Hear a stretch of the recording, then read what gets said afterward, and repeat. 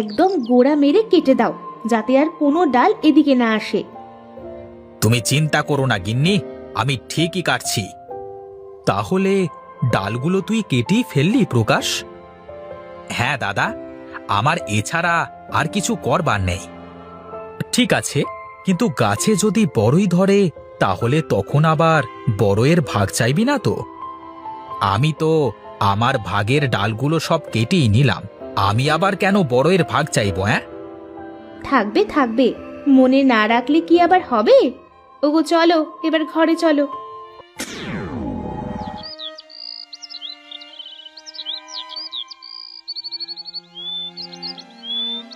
ও নিতাই, আরে ও নিতাই, বাড়ি চললি নাকি রে?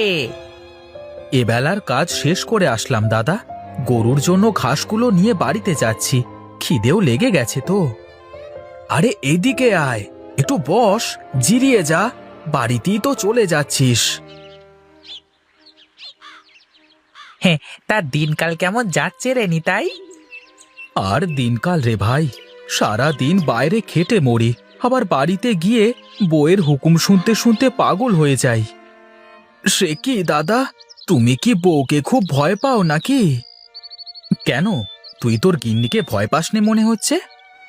হ্যাঁ, আরে রাখো তো এসব কথা, সব পুরুষের ওই একই সমস্যা। বাইরে তুমি যাই হও না কেন, বাড়িতে গেলে বউ যা বলবে তাই। হ্যাঁ রে, একদম ঠিকই বলেছিস, আগে জানলে তো বিয়েটাই করতাম না। আচ্ছা আচ্ছা, ওসব কথা বাদ দাও এখন। হ্যাঁ, তোকে যে কথার জন্য ডাক দিলাম আর কি। হ্যাঁ হ্যাঁ, বল দেখি, কি বলবি? প্রকাশ আমাকে বলছিল তোদের বাড়িতে নাকি এই বড় বড়ই গাছ আছে। হ্যাঁ রে, বাবার হাতের গাছ ওটা, বেশ বড় গাছ, অনেক বড়ই ধরে, আর খেতেও বেশ ভারী মজার। তা না হয় হলো, কিন্তু প্রকাশ তো বড়ই গাছটা আর রাখতে চায় না। ও আমাকে বলল আমি যেন এ নিয়ে তোর সাথে একটু কথা বলি, বুঝলি? বড়ই গাছে আবার ওর কি সমস্যা হচ্ছে? আর আমি ও গাছ কাটতে দিতে পারবো না।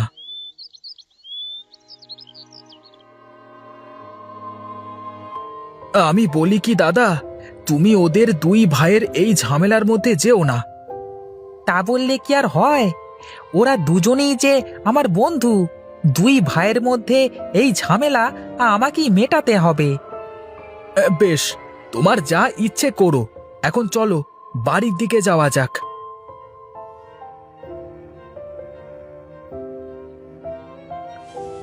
আহ, কত করে বললা, এই আবর্জনাটা উঠান থেকে কেটে ফেলো। আমার কথা কে শোনে? রোজ রোজ এই গাদা খানেক পাতা পুঁতি আমার আর পরিষ্কার করতে ভালো লাগে না। বলি, বললেই হলো, গাছ কি শুধু কারণ একার জায়গায় নাকি? ভাগের গাছ চাইলেই তো আর কেউ কেটে ফেলতে পারবে না। দেখো দিদি, আমি কিন্তু তোমাকে কিছু বলিনি, তুমি শুধু শুধু আমার সাথে এখন ঝগড়া লাগাতে এসো না। আমার বই গেছে সেদে ঝগড়া লাগাতে। বড়ই গাছ যেখানে আছে এখানেই থাকবে, যদি তাতে কারো সমস্যা হয় সে যেন তার ঘর বাড়ির এখান থেকে সরিয়ে নেয়। কি এত বড় কথা? আজ আসুক বাড়ি, আমিও দেখবো এই বড়ই গাছ এখানে কি করে থাকে। হ্যাঁ হ্যাঁ, দেখবো দেখবো, তুইও কেমন করে এই গাছ এখান থেকে কাটাস।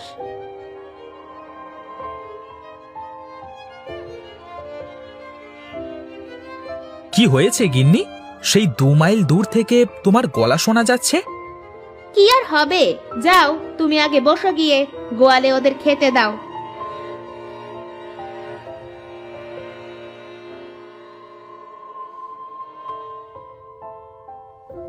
নরম কাঁচা ঘাস এনেছি, একটাও ফেলবি না কিন্তু, সব খেয়ে ফেলবি।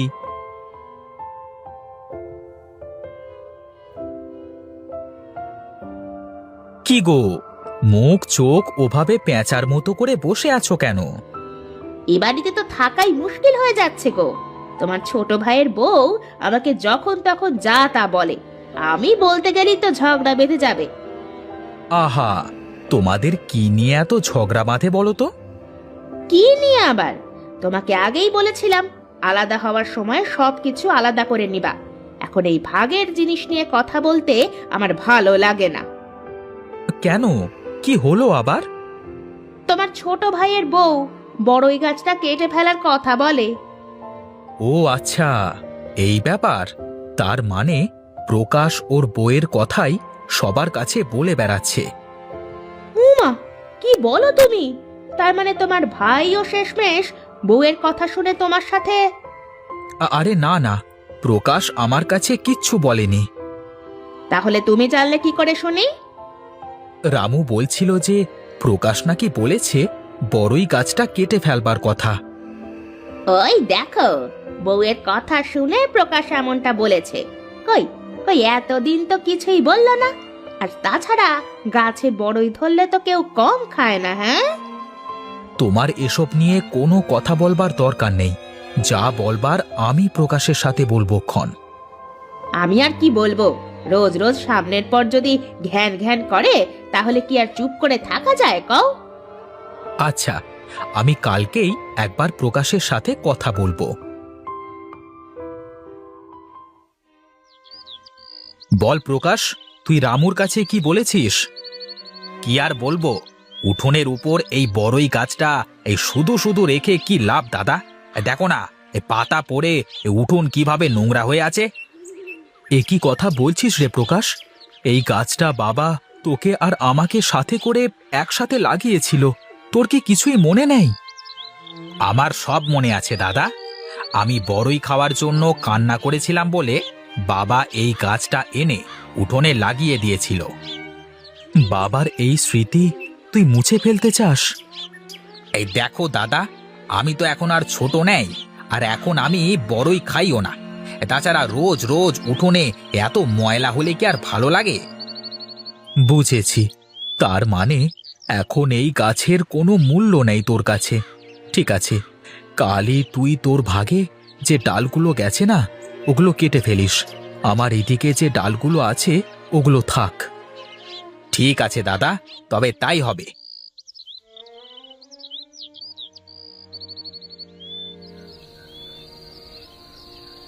কি গো, প্রকাশের সাথে তোমার কোনো কথা কি হলো?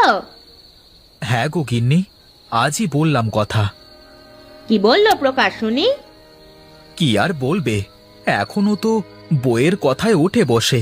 কাল সকালে ও ওর উঠানের সব ডালগুলো কেটে দেবে। তার মানে তুমিও ওর কথা মেনে নিলে? আহ গিন্নি, তোমারও দেখি মাথায় কিছুই নেই। তুমি কি বলছো? আমার কিছুই মাথায় ঢুকছে না, একটু খুলে বলো দেখি। দেখো গিন্নি, বড়ই গাছের ডাল কেটে দিলে তার গোড়া থেকে আরো বেশি করে ডাল গজায়, আর ওই সব ডালে বেশি বড়ই ধরে। তাতে আমাদের কি লাভ হলো শুনি? ও যখন হবে তখন তুমি দেখতে পাবে। এখন অনেক রাত হলো, আমাকে একটু ঘুমাতে দাও দেখি।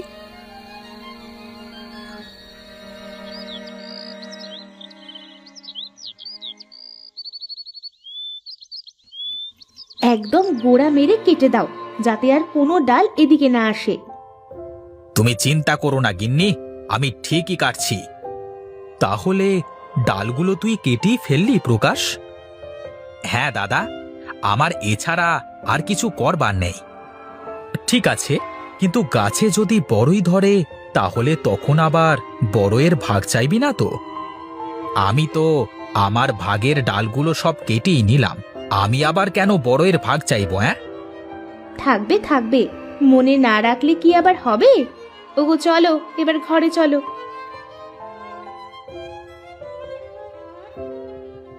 কিরে, তোরা এখানে দাঁড়িয়ে কি করিস? কি আর করব, আকাশে তারা গুনছিলাম।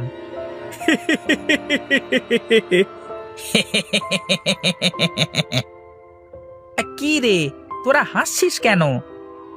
তুই দিনের বেলায় আকাশে তারা পেলি কোথায় শুনি? অনেক কিছু আছে যা আমরা খালি চোখে দেখতে পাই না। এই তোরা দেখতে পাচ্ছিস নে, এটা তোদের সমস্যা। হয়েছে হয়েছে, তোর সাথে কথায় পারা যাবে না। তারপর তোদের বড়ই গাছের সমস্যা শেষ হয়েছে রে। আমি আমার উঠানের দিকের সব ডালগুলো কেটে দিয়েছি। কিন্তু ওখান থেকে তো আবার ডাল গজাবে, আবার বড়ই ধরবে। এই তখন কি তুই বড়ই ভাগ করে নিতে পারবি নিতাইয়ের কাছ থেকে? আরে তা তো ঠিক, আমি তো এই কথা আগে ভাবিনি। আচ্ছা, সে পরে দেখা যাবে। এখন তো আপাতত ঘরে শান্তি আছে, এতেই চলবে। হ্যাঁ, বেঁচে গেলি যে তোর দাদা নিতাই ভালো মানুষ, তা না হলে অনেক কিছুই ঠিক পেতিস রে প্রকাশ। আচ্ছা আচ্ছা, তোরা থাক, আমার আবার বাড়িতে একটু কাজ আছে, যাই আমি এখন।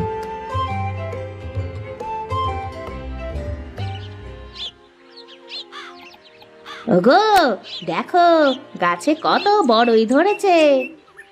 হ্যাঁ গো গিন্নি, এবার এইসব বড়ই পেরে শুকিয়ে গুঁড়ো করে আচার বানানো যাবে। এত বড়ই দিয়ে আচার বানিয়ে কি করবে তুমি? বড়ই দিয়ে আচার বানিয়ে বাজারে বিক্রি করলে ভালো টাকা পাওয়া যাবে। সত্যি বলছো তুমি? হ্যাঁ গো গিন্নি, সত্যি বলছি। তুমি দাঁড়াও, আমি একটা কোটো নিয়ে আসি।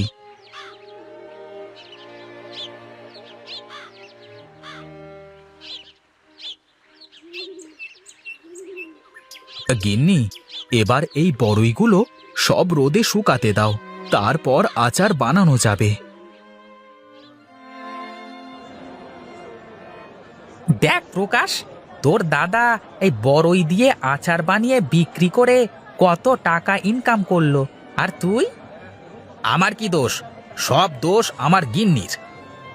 এই শোন প্রকাশ, এই ঘরের মেয়ে মানুষের কথা না সব সময় শুনতে নেই। তুই ঠিকই বলেছিস, আর যদি আমি দাদার কথা শুনতাম, তাহলে আমিও দাদার মতো ওই বড়ই দিয়ে উপার্জন করতে পারতাম। দেখ, তোর যা ভালো মনে হয় কর। এখন চল, আমার আবার বাড়িতে অনেক কাজ।